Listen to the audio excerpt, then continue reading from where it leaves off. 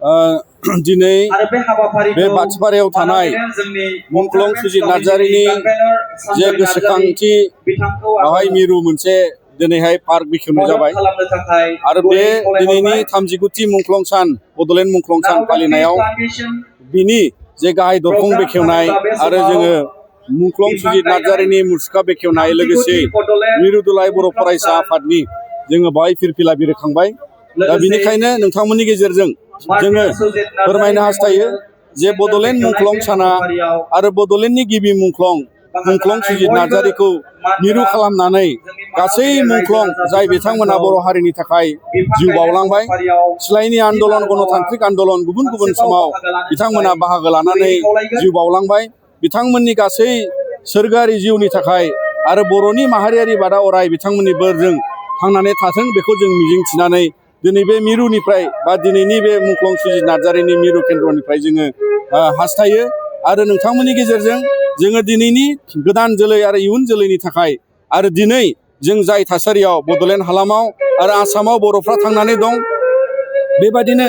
जाय दिनै गिबि मुंख्लंनिफ्राय जागायनानै गुबुन गुबुन समाव बावसोमनानै बारसोमनानै दैदेनबोनाय बड'फा उपेन्द्रनाथ ब्रह्मजों लोगोसे आरो गुबुन गुबुन समाव मुंख्लं जालांनाय मुंख्लं सुजितजों लोगोसे बिथांमोनखौ जोङो दिनै मान होयो। बिथांमोना जोंनि दिनैनि थासारियाव बेबादि मोनसे गोजोन थासारि लाबोदों, जाय समाव जोङो जोंनि राजखान्थियारि अधिकार एबा रांखान्थियारि अधिकार आरो गुबुन गुबुन समाजारि बिथिंजों नोजोर बोनानै हारि दावगानायाव दिनै जोंनि दानि गोदान जोलैजों लोगोसे इयुन जोलैफ्रा सांग्राङै दावगालांनांगौनि, जांख्रिथायारि गोसोखौ लानानै दावगालांनांगौनि मोनसे मोन्दांथिखौ लानानै अराय जों गोसोआव लानांगोन जे जोंनि बे गासै जाफुंसारनायखौ लानानै जोङो अराय हास्थायगोन आरो उननि समाव जे जोङो मोनथ'यै आलादा रायजो बड'लेण्डनि खोथा, बे गासै बिथिंखौ नोजोर बोनानै जोङो उननि समाव दुलाराय बर' फरायसा आफादाबो बे जाफुंसारनायखौ हास्थायनानै आरो उनाव बयनिबो जांख्रिथायारि गोसो आरो बोलोखौ लानानै जोङो सानसे समाव आरोबाव जेरै जोङो दा मिजिंथिदोंमोन जे बिटिआर गोरोबथाया भारत संबिधाननि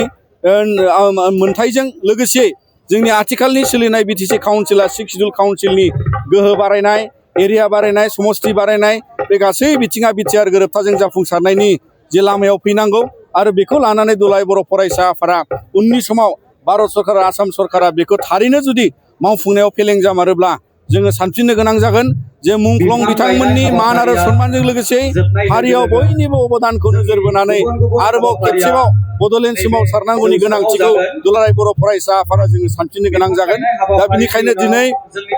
जोङो नोंथांमोननि गेजेरजों भारत सरकार, आसाम सरकारनिसिम जोङो बेखौनो फोरमायनो हास्थायो जाहाथे जोंनि गासै राजखान्थियारि अधिकार आरो मोन्थायखौ जोङो जाफुंसारनो होयो आरो बिनिखायनो बे समाव आरोबाव माहारियारि हामलायथिजों आं नोंथांमोन बयनिसिमबो जांख्रिथायारि मोनसे गोसोजों नोंथांमोन बयखौबो मान होनानै नोंथांमोननि नैबे खावनिनिफ्राय नोंथांमोननि गेजेराव बे बाथ्राखौनो फोरमायबाय। बे आलादा रायजो सोमावसारनायनि जि मोनसे दोनथ'नाय आयदा, दुलाराय बर' फरायसा आफादा रिजुलुसन लानानै बिटिआर गोरोबथा मावफुंनाय समाव जों दोनथ'नाय जादों आरो बे बड'लेण्ड सोमावसारनायनि जोंनि जे मोनसे गणतान्त्रिक अधिकारजों सोमावसारनाय बेखौ लानानै जोङो जुदि खुरुनाय जागायफिननांगौबा जोङो थिरांथा लागोन आरो उननि समाव जों बेखौ गेबेङै सावरायनानै गोनां जायोबा जोङो थिरांथा लानो दुलाराय बर' फरायसा आफादा अरायथियारि। जों मिथिगौ जे बिटिआर गोरोबथानि उनाव 6 दाननि उन जोंनियाव मोनसे जइन्ट मनिटरिं कमिटिनि मिटिं जायो आरो बे एकर्डखौ मावफुंसारनायनि बा मावफुंनायनि बिदिन्थियाव बेखौ सावरायनाय जायो। अदेबानि थांनाय दान मोनसेनि गेजेराव खनथाम जोंनि बे सावरायनाया पस्टपन जाबाय। दा भारत सरकारा मानो बेखौ पस्टपन खालायदों जों मिथिया। दा जेबो जाहोन गैयालासिनो बेबायदि पस्टपन खालामनायाव बिथांमोना मावनो गोसो गैयै एबा मावफुंनो थिरांथा गैयै आसाम सरकार आरो भारत सरकारा बेबायदि मोनसे गोसो